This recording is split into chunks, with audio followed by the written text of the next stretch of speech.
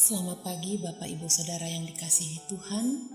Kita jumpa kembali pagi ini dalam Saren Pagi, Sapaan dan Renungan Pagi GKI Salatiga bersama saya, Penatua Desi Walo. Hari ini Rabu 7 Oktober 2020. Mengawali pembacaan firman Tuhan dan sedikit renungan yang akan hadir, kita akan bersama-sama berdoa. Kita berdoa. Bapa kami yang ada di dalam sorga, Bapa yang kami kenal, kami sapa dan kami sembah di dalam Kristus Yesus Tuhan kami.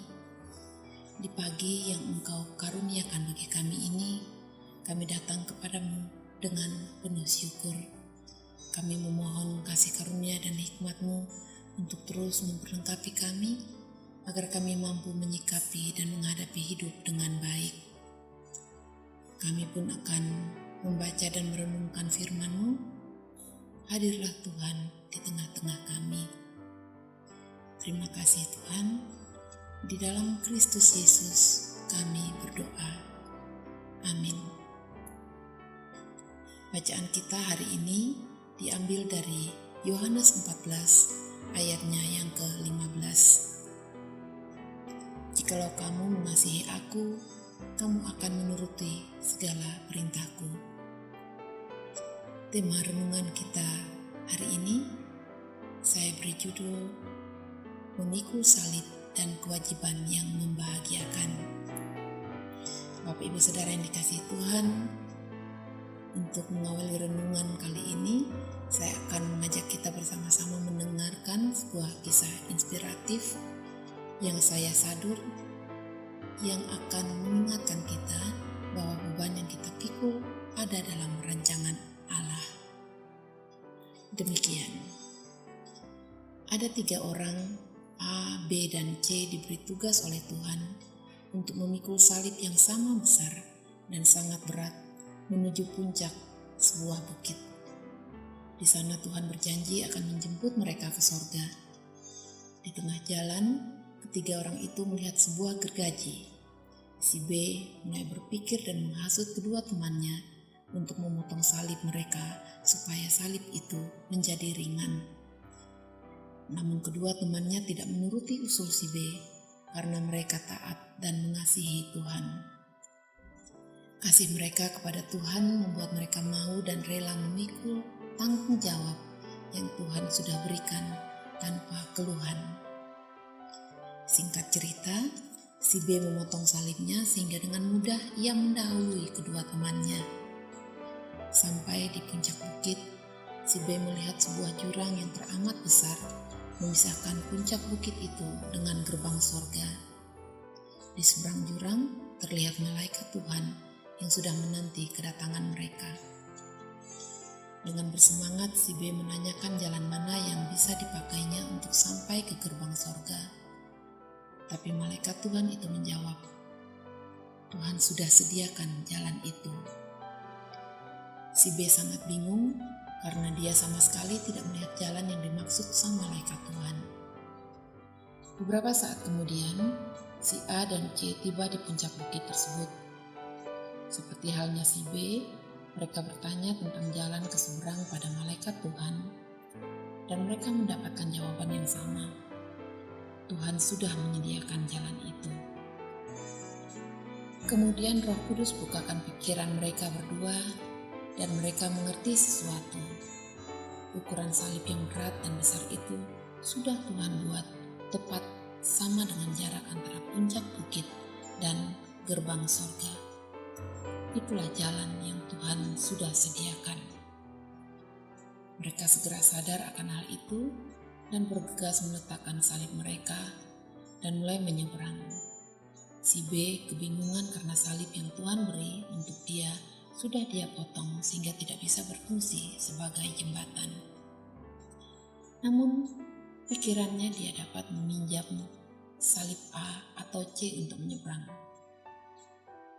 Tapi sungguh kasihan, begitu A dan C selesai menyeberang dengan salib mereka, salib itu tiba-tiba menghilang. Itu berarti si B tidak dapat menyeberang ke gerbang sorga. Cerita ilustrasi ini menunjukkan bahwa seringkali kita menganggap Tuhan begitu kejam mengizinkan salib itu ada dalam hidup kita. Kita juga sering mengeluh karena sepertinya pemrosesan yang pahit tidak kunjung selesai. Akibatnya, kita cukup sering mencari jalan keluar sendiri dan tidak mau taat pada Tuhan, sehingga memotong salib yang seharusnya kita pikul. Namun, justru salib itulah yang akan menolong kita mengerti akan kasih Tuhan kepada kita. Bapak Ibu Saudara yang dikasihi Tuhan, berbicara mengenai beban salib, saya ingin bertanya sedikit. Apakah setiap beban yang kita hadapi dapat kita samaratakan sebagai beban salib? Menurut saya, tidak.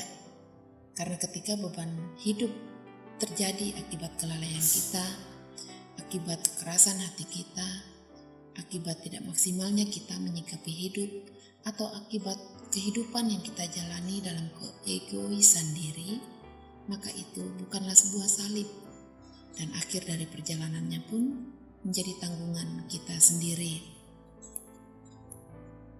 Sementara beban salib, tambahan kata salib yang ada pada beban salib, menurut saya merujuk pada apa yang Kristus alami dan jalankan.